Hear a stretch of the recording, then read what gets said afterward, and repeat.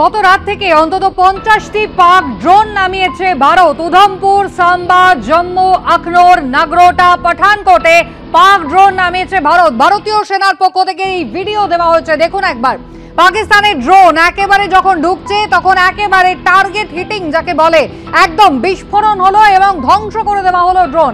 P4 insulated water tanks, kitchen and bath fittings, বিশুদ্ধ জল, সুস্থ জীবন, P4 আজীবন। একের পর এক, এমনকি সকাল 3:50 এবং 4:45 জম্মুতে দুটো ড্রোন ঢুকে পড়েছিল এবং তারপরে কিন্তু পাকিস্তানের সেই ড্রোনকে একেবারে আকাশেই ধ্বংস করে ভারতের air defence system. L-70 artillery গান, Ju-23mm গান, Zu-23mm গান, সিলিকা অ্যান্টি মিসাইল সিস্টেমের সাহায্যে পাক ড্রোনের হামলা প্রতিহত করেছে ভারতীয় সেনা। সরাসরি শ্রীনগর থেকে আমাদের প্রতিনিধি সুকান্ত মুখোপাধ্যায় রয়েছেন আমাদের সঙ্গে। সুকান্ত, কালকে একেবারে রীতিমতো যুদ্ধের পরিস্থিতি তৈরি হলো, আমরা দেখলাম গোটা দেশের মানুষ রাত জেগেছেন, টেলিভিশনের পর্দায় চোখ রেখেছেন। ভারতীয় সেনা ইতিমধ্যেই ঠিক কিভাবে পাক ড্রোনকে নিউট্রালাইজ করা হয়েছে সেই ভিডিও প্রকাশ্যে এনেছে। দীর্ঘ সময় ব্ল্যাকআউট ছিল, কি পরিস্থিতি শ্রীনগরের? সকাল হচ্ছে, বেলা বাড়ছে। দেখো, একেবারে অপারেশন সিঁদুর এক্সিকিউট হওয়ার পর থেকে কিন্তু 3 সেনাবাহিনী একেবারে অ্যালার্ট মোডে চলে গিয়েছিল এবং তারা জানতো যে পাকিস্তানের তরফে কিন্তু পাল্টা প্রত্যাঘাত করা হবে। কিন্তু গতকালকে যেভাবে বিনা প্ররোচনাতে পাকিস্তানের তরফে প্রথমে মিসাইল, তারপরে ড্রোন এবং তারপরে এয়ারক্রাফট কার্যত ভারতের আকাশসীমাতে ঢুকিয়ে 15টি শহরকে টার্গেট করা হয়েছে, তার পাল্টা প্রত্যাঘাত দিতে কিন্তু মাত্র কয়েক মিনিট লেগেছে ভারতের। আমরা দেখলাম 15টি ভারতের শহরের বদলা হিসেবে 16টি পাকিস্তানের গুরুত্বপূর্ণ শহরকে টার্গেট করলো ভারতীয় সেনা, যেখানে আকাশ পথ, যেখানে INS বিক্রান্ত অর্থাৎ নৌবাহিনী এবং তৃতীয়ত হচ্ছে যে এয়ারক্রাফটের মাধ্যমে একের পর এক হামলা। আমরা দেখলাম যে প্রায় মাঝরাতের মধ্যে ইসলামাবাদ, করাচি, পেশোয়ার, রাওয়ালপিন্ডি সহ একাধিক গুরুত্বপূর্ণ যে শহরগুলো রয়েছে পাকিস্তানের, তা কার্যত ধ্বংসস্তূপে পরিণত করা হয়েছে। তাদের এয়ার ডিফেন্স সিস্টেমকে কার্যত তছনছ করে দেওয়া হয়েছে এবং একেবারে ভারত পাকিস্তানে গিয়ে পাকিস্তানের মাটি থেকে কিন্তু এয়ারক্রাফটের মাধ্যমে একের পর এক জায়গা কিন্তু কার্যত ধ্বংস করেছে।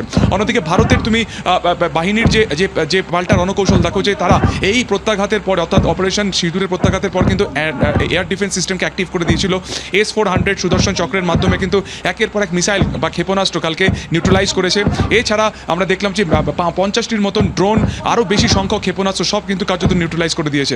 এবং যেহেতু জম্মুতে একের পর এক হামলা পাকিস্তানের তরফে করা হয়েছে, তার পাল্টা হিসেবে শ্রীনগর অর্থাৎ একেবারে মেইন যে কাশ্মীর যে ভ্যালি, সেখানে কিন্তু গতকালকে ঠিক রাত্রি 10টার সময় পুরোপুরি ব্ল্যাক আউট করে দেয়। এবং শুধুমাত্র তাই না, আমরা নিজেরা কালকে 12টা পর্যন্ত একেবারে ডালগেট রোডে ছিলাম। বাহিনীর তরফে আমাদেরকে অনুরোধ করা হয় যে আমরা যেন নিরাপদ জায়গায় চলে যাই, কারণ ক্যামেরার যে লাইট সেইটুকু পর্যন্ত কিন্তু বাহিনীর তরফে অ্যালাউ করা হচ্ছিল না, কারণ পুরো যে সিটি পুরোপুরি ইলেকট্রিসিটি বন্ধ করে দেওয়া হয়েছিল, পুরোপুরি ব্ল্যাক আউট করে দেওয়া হয়েছিল। এবং এই যে ব্ল্যাক আউট হওয়ার পর্ব আজকে ভোর পর্যন্ত ছিল। আজকে সমস্ত সরকারি যে সমস্ত প্রতিষ্ঠান রয়েছে, এই প্রত্যেকটা প্রতিষ্ঠান বন্ধ রয়েছে। আজকে সরকারি স্কুল খোলার একটা সম্ভাবনা ছিল, কিন্তু গতকালকে উদ্ভূত পরিস্থিতিতে সব কিন্তু বন্ধ রয়েছে। পর্যটক যে কজন রয়েছে তাদের কিন্তু এই মুহূর্তে উপত্যকা ছাড়ার কার্যত হিড়িক লেগেছে। শ্রীনগর এই কারণে ইম্পর্টেন্ট, কারণ বেশ কিছু পর্যটক কিন্তু এখনো পর্যন্ত বিভিন্ন হোটেলে তারা ছিলেন যাদের অগ্রিম বুকিং ছিল, কিন্তু গতকালকে পরিস্থিতির পরে তারা এখান থেকে বা ভ্যালি তারা ছাড়তে চাইছেন। কিন্তু গুরুত্বপূর্ণ হচ্ছে যে জম্মু শ্রীনগর যে হাইওয়ে রয়েছে অর্থাৎ রামবন, সেখানেও কিন্তু ইতিমধ্যে ধস নেমেছে। অর্থাৎ যে রাস্তা সরাসরি জম্মুতে নিয়ে যাচ্ছে, যাদের প্লেনের টিকিট কাটা ছিল, যেহেতু এয়ারপোর্ট বন্ধ তারা যেতে পারছে না, তাই দ্বিতীয় অপশন হিসেবে তারা ট্রেন বেঁচেছিল যে কাটরা থেকে কিংবা জম্মু থেকে তারা ট্রেন ধরবেন, কিন্তু রাস্তা এক্ষেত্রে বন্ধ।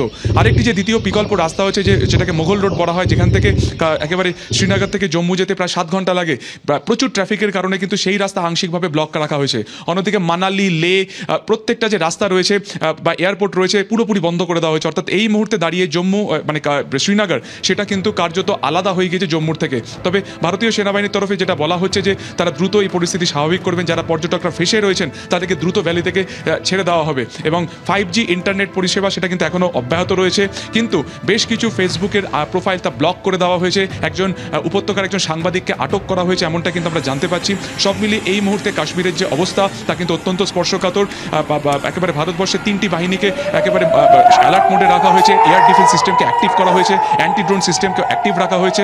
এবং অবশ্যই আজকে সারাদিন পর ফের রাতে পাকিস্তানের তরফে কোনো রকম বিনা প্ররোচনায় কোনো কিছু বা প্রভোকেশন ছাড়া কোনো রকম গুলি চালানোর বা কোনো রকম ক্ষেপণাস্ত্র প্রয়োগের আবারও একটা সম্ভাবনা রয়েছে। তাই এখন এই মুহূর্তে কিন্তু গোটা যে উপত্যকা তা একেবারে হাই অ্যালার্ট মোডে রয়েছে।